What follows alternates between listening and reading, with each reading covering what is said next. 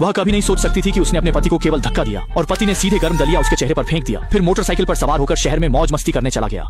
लेकिन पति इस बार कभी वापस नहीं आ सका, क्योंकि उस दिन सड़क पर बहुत ज्यादा बर्फ थी और जाबा गलती से गिरकर खाई में मर गया। कुछ दिन बाद ही ग्रामीणों ने उसे पाया और उसकी लाश को पत्नी के सामने लाए।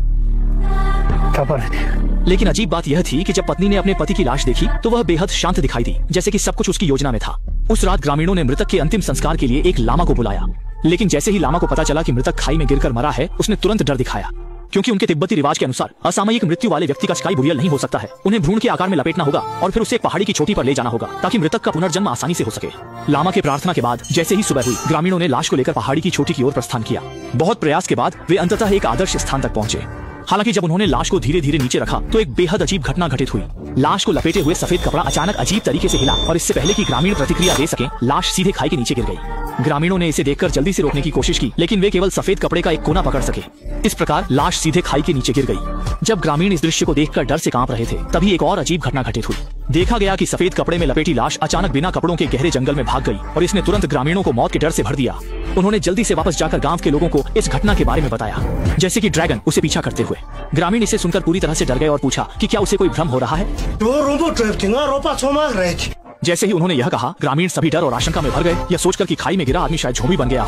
ज़ोंबी की रात में बाहर आकर परेशानी करने से बचने के लिए कुछ ग्रामीणों ने अपनी सुरक्षा के लिए कुल्हाड़ी तैयार की और कुछ ने दरवाजे को लकड़ी के बोर्ड से बंद कर दिया, क्योंकि ज़ोंबी झुक नहीं सकता, इसीलिए दरवाजा बंद करके ज़ोंबी अंदर नहीं आ सकेगा।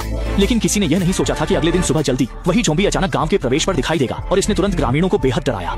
जब तक ज़ोंबी ने बहुत समय तक कोई हलचल नहीं दिखाई, तभी ग्रामीण धीरे धीरे आगे बढ़े और उसे देखने लगे। उसी समय गांव के अधिकारी को भी इस हास्यास्पद घटना का पता चला, इसलिए वह भी जल्दी से गांव के प्रवेश पर आया। क्योंकि वह दुनिया में ज़ोंबी के अस्तित्व में बिल्कुल विश्वास नहीं करता था, इसलिए वह सीधे आगे बढ़ा और सफेद कपड़ा हटाने की योजना बनाई। अगले ही क्षण वह ग्रामीणों द्वारा रोका गया। महिला को पास नहीं आना चाहिए। एक ग्रामीण ने आगे बढ़कर सफेद कपड़ा हटाया और वास्तव में देखा कि यह खाई में गिरकर मरने वाला जाबा था। एक ही समय में सभी ग्रामीणों की पीठ ठंडी हो गई, यह सोचकर कि यह जाबा का मृत उठना था जो रात में खुद वापस आया। लेकिन नास्तिक महिला अधिकारी ने सोचा कि यह एक शरारत थी। इस घटना की जांच करने के लिए उसने लोगों को लेकर जाबा के खाई में गिरने के स्थान पर जाने का फैसला किया। ये सोचने के लिए नहीं था कि खाई के नीचे कपड़ों का एक सेट और एक आग का ढेर पाया गया। ये तुरंत सबको अजीब लगा, क्योंकि जाबा उस समय बिना कपड़ों के पहाड़ पर ले जाया गया था, तो ये कोट किसके थे।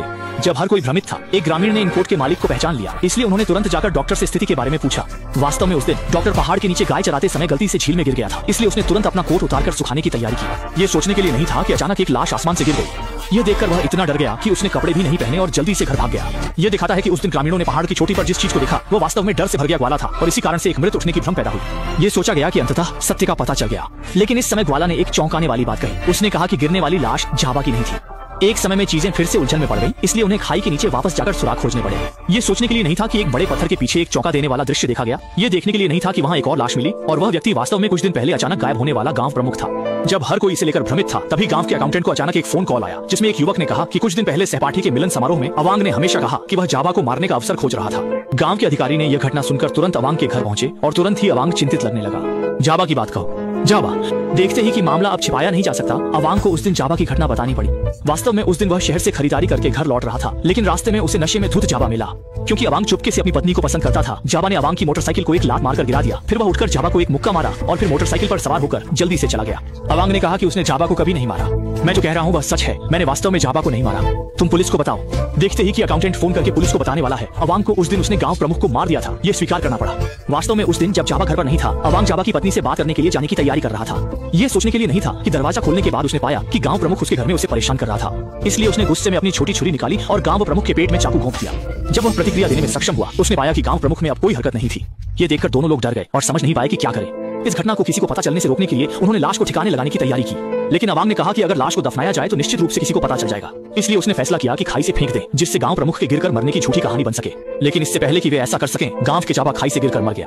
इसलिए अवांग ने अचानक एक चालाक योजना सोच ली। रात के समय जाबा की लाश को चुपके से वापस लाया और फिर गांव प्रमुख की लाश को वहां ले गया और एक धोखाधड़ी का नाटक किया।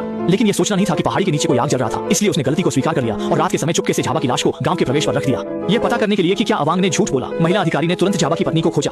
लेकिन यह सोचने के लिए नहीं था कि जाबा की पत्नी ने कहा कि अवांग झूठ बोल रहा है, क्योंकि गांव प्रमुख उसने मारा था, अवांग नहीं। वह यह सोचने के लिए नहीं था कि वह केवल घर में से धो रहा था, लेकिन अचानक उसने देखा कि खिड़की के बाहर कोई उसे चोरी से देख रहा है, इसलिए उसने डर से दरवाजा तुरंत खोला। सोचा भी नहीं था कि दरवाजे पर गांव के मुखिया थे, जो उससे एक सर्वेक्षण फॉर्म भरवाना चाहते थे। पहले तो उसने बिना ज्यादा सोचे उसे अंदर आने दिया, लेकिन अगले ही क्षण गांव प्रमुख ने अपना असली रूप दिखाया और उसे सीधे गिरा दिया सोफे पर। सौभाग्य से महत्वपूर्ण समय में पड़ोसी अवांग समय पर पहुंचा और गांव प्रमुख से लड़ाई की, लेकिन छोटा और पतला अवांग गांव प्रमुख का मुकाबला नहीं कर सका और सीधे गांव प्रमुख द्वारा चाकू से सिर को निशाना बनाया गया। देखते ही कि हत्या होने वाली है, डरे हुए डेजी ने आग की लकड़ी को पकड़ लिया और गांव प्रमुख के सिर पर मार दिया। यह सोचने के लिए नहीं था कि इस प्रहार ने सीधे गांव प्रमुख को मार डाला।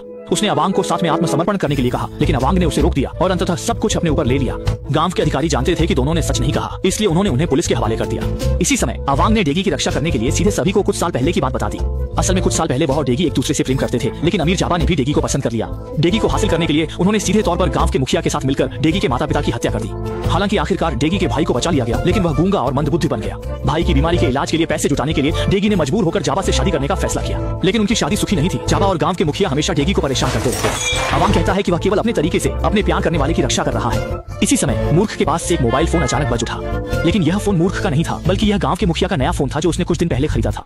असल में यह वही फोन था जो उस दिन गांव के मुखिया ने खिड़की पर रखा था और मूर्ख ने चुरा लिया था। इसमें एक वीडियो था जिसने घटना के वक्त की सभी स्थितियों को रिकॉर्ड कर रखा था। असल में उस दिन गांव के मुखिया ने खिड़की पर वीडियो रिकॉर्डिंग के लिए फोन रखा और डेगी के पीछे पीछे घर में घुस गया, फिर बिना कुछ कहे डेगी को सोफे पर धकेल दिया। इसी समय अवांग समय पर आ गया और उसने गांव के मुखिया को एक तरफ धकेल दिया। गांव के मुखिया तो अवांग को सबक सिखाने का सोच रहा था, लेकिन एक चालाकी के चलते सब बदल गया।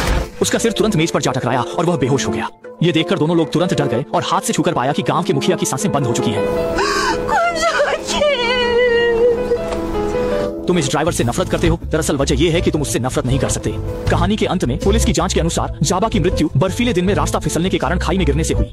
अवांग की गलती के कारण गांव के मुखिया की मौत हुई क्योंकि वे लड़ाई कर रहे थे। मामला अभी भी आगे की जांच में है। यहाँ तक फिल्म समाप्त होती है। Saint mountain village mystery film ने दर्शकों के लिए एक रोमांचक कहानी पेश की, साथ ही न्याय और साहस के मूल्यों को भी व्यक्त किया।